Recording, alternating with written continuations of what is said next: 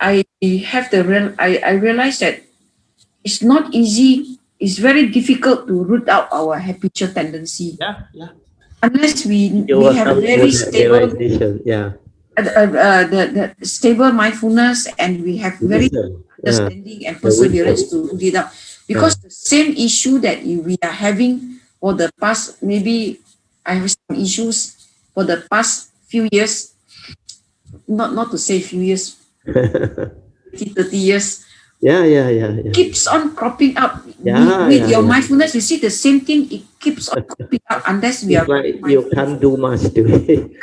We can't do much to it Yeah, unless we really persevere and really mindful. The moment the same thought come back, you catch hold of it and then you watch it. And then I but also you realized have that to be careful. uh, I explain this part first before you continue. You uh, see, mindfulness is mindfulness. Wisdom is wisdom. You need mindfulness, stability to awaken, to develop the wisdom. Once the wisdom develop, that is called the initial wisdom, yoniso manasikara. That one you have means you have. That one will prompt you. So you don't have to be like very mindful to observe and all. This one are people who don't have the understanding. Tell you you have to be very, very mindful. Forget about it. Because without wisdom, you will cling, you will grab. The habitual tendency will come in. But when you see it and awaken to it and realize that all this so-called habitual tendency are your habitual reaction, stirring of mind, born on wrong view. You have to straighten your view. Keep on contemplating, reflecting, straighten your view, and silence your mind to awaken. Once it awakens, all the important sharing of the Dhamma is only mighty nature rolling by, no reality. Thing is just the way they are. All this will fall into place. Then it will stabilize your wisdom. Then during that time, just like what Po Cheng went through the last sharing, you remember? She mentioned last time she used to perceive a very filthy person, very dirty and lacking in hygiene or something negatively on. Then the habitual tendency she find it very difficult to root out. But when she developed the third and the fourth way to meditate, like I teach her, silent everything, then let it cease. Then you realize this negative perception, the emotion, the habitual tendency, that one is dependent originating, born of that wrong view that she habitually carry for so long. That's why it's very difficult to root out. Then when she realized that this one is not him, not her, means this one is dependent originating. Then he realized, I don't have to do anything. I just have to realize this. Then I can accept him for what he is. He is just the way he is because of his condition, his whatever delusion or whatever. He is the way he is. So he is no different from any other living being. Deluded one will do deluded thing. Emotional people will do emotional things. Selfish people do selfish things. So they are just the way they are. So the way you perceive all this phenomena or living being or life situation or condition is the same because the habitual tendency come from your old way of thinking, old way of reaction and stirring, where the egoic mind is still there.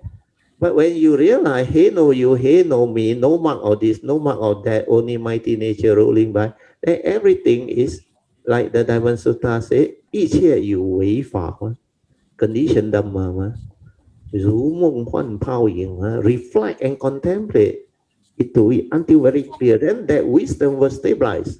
Once it's stabilized, it will prompt you. And that habitual tendency cease.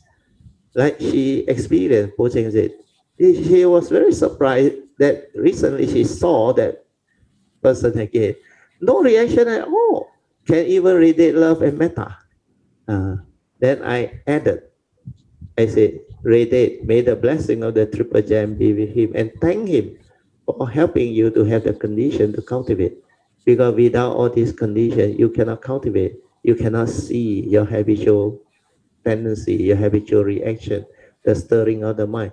All this stirring come from the wrong view, lack of wisdom, lack of, That's why you have to apply the meditative training, the awakening, then reflect, contemplate, and use all the beautiful understanding that I share with you all.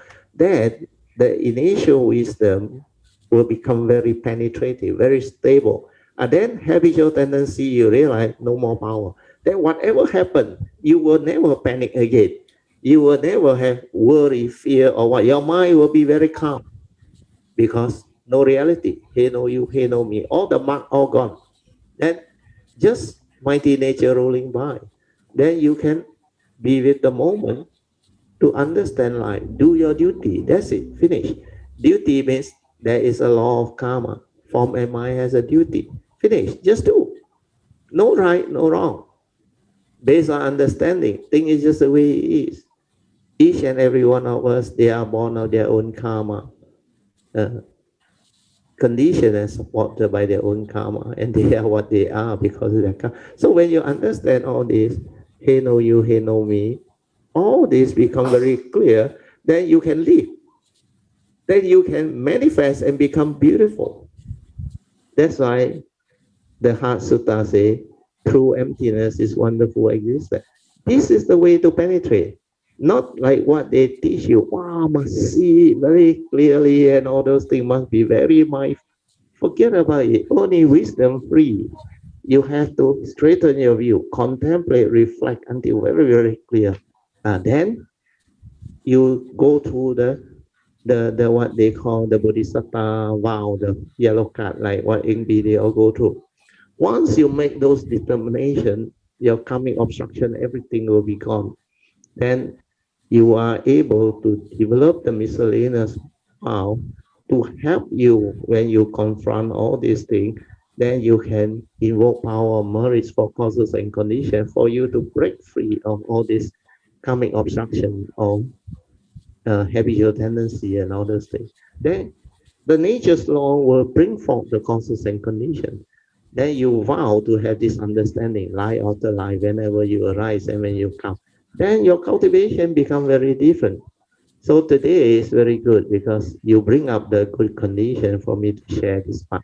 So always remember wisdom free. You have to reflect, you have to contemplate, develop the stability of Yoniso Manasikara, the fourth step of Avijja Sutta. That one you need constant reflection, contemplation. You need to silence your mind more and more until that nature become very clear. Then the daily mindfulness can see very clearly.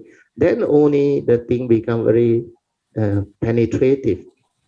That's why just now about phenomena, I said, when you have the heedfulness, the stability of mindfulness, when you're ever mindful, you can be with the moment when the phenomena arise, is sustained and is passing away. The specific phenomena when it become one with everything. When you see that, then you realize everything is like that. Birth, sustenance, and cessation. Then the sustenance got two phases, growth and the decaying phase. Then you keep on seeing every phenomenon like that. Everything has that universal characteristic. With that penetrative turning wisdom, then all phenomena become very clear to you. Then the Diamond Sutta stand out. 一切有为法，如梦幻泡影，如露亦如电，应作无是观。Wow, that one shine for. Then you start to have that initial wisdom or penetrative wisdom that is so powerful. Then no need to remember. After that, whenever you confront anything, it will just spontaneously manifest. It will just come up, prompt you. Yeah. Then whatever skillful means that you have developed through the understanding that I have shared with you all, you will have that Dhamma, that understanding. Like Sabbe Sankara Anichang, Sabbe Sankara Dukkang, Sabbe Dhamma Anatta. Very clear. Only mighty nature flowing by. He know you, he know me. All this mark everything, all gone. That's why you must have that stability of that wisdom in order to have the ability to root out habitual tendency. Otherwise, you can't. So hopefully from today's sharing, you will have deeper understanding. Then the cultivation will be more direct. Because what is lacking in the world is always the cultivation part. The Dhamma is everywhere, but cultivation to reach that stage of understanding is not there. That's why daily mindfulness, the step 5 is very important, and step 4 is equally important. Of course, step 1, step 2 also very important. That one you all have, Kayamita have. That step 3 also most of you have. But step 4, you must stabilize it. That one, keep on reflecting, keep on listening to the Dhamma, reflect, contemplate, and inquire. Why did the Buddha say this? Why did Brother Theo share this? So develop the understanding. Then make sure when you do the contemplation, reflection, inquiry, all these stand out. That has meaning. Then you will know how to use them and apply them. Then simultaneously, when you confront life, when you are in the midst of a situation, that understanding just surface, spontaneously arise from you, and you will understand already. Uh, so all those yoniso manasikra, wisdom at the moment of sense experience is very powerful, very, very powerful. Yeah.